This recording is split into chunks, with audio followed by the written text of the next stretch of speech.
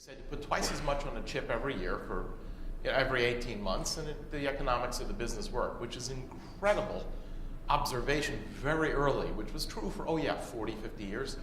So Gordon gets a whole lot of credit for this. But there are people who've hung other baggage on that statement, like it'll always be faster, better, cheaper. He never said that. And so the baggage, it turns out, fell off. So the current thought of what constitutes Moore's law is a little misleading, and I'll show you one of the really sort of interesting consequences of that, which have led to this shift.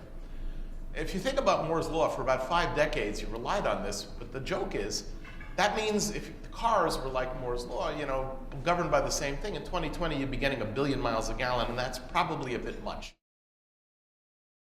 There's a really wonderful front page article in, where was it? I think it was the New York Times in the business section, where Intel explained that, oh, by the way, we ran into a thermal wall.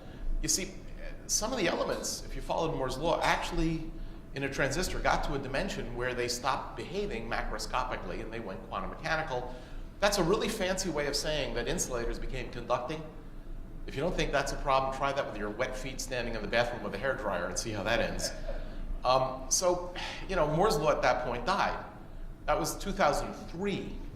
And it was a quiet death. People basically said, well, what we're going to do is we'll introduce new materials like hafnium oxide or silicate instead of silicon dioxide.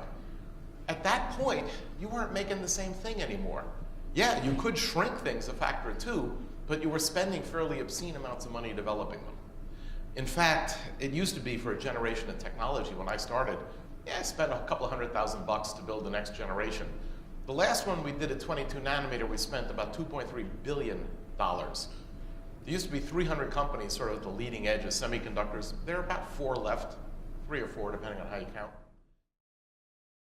So there's an easy way to tell you're in trouble. This doesn't require you to be a scientist. You see, that's what used to be used to make a chip before the 90s. Between the 90s and 2005, I did a few more things. Germanium as a semiconductor, a couple of metals to make things work better. Watch what happened when things went quantum mechanical. Anytime it takes half the damn periodic table to make a chip, it's probably a really bad sign. The funny thing is, people are sitting there thinking, Moore's law goes on. And I go, come on, give me a damn break, guys. Have a heart. I mean, nobody's that crazy to ignore this. This actually has led to a tectonic shift. Because when you see that, that means, the world as we knew it, of course, ended, and something new has got to happen.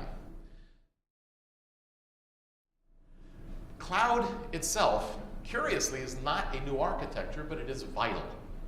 The joke is, you probably remember the days when you sat down at a thin client, and there were hundreds of you using the same machine room where you actually shared the asset because it ran at 100% utilization or 80, 90%. Sounds like the cloud. Actually, it was 56. It was a mainframe. That was the original cloud. The joke is we've gone full circle. The only difference is we actually now acknowledge that there are many different types of clouds. You have some that have to have extreme resilience in a bank. You have some where you don't care if, what's the difference if you're doing a search and the machine hiccups? And you lose the search. Go type it again. It's not rocket science.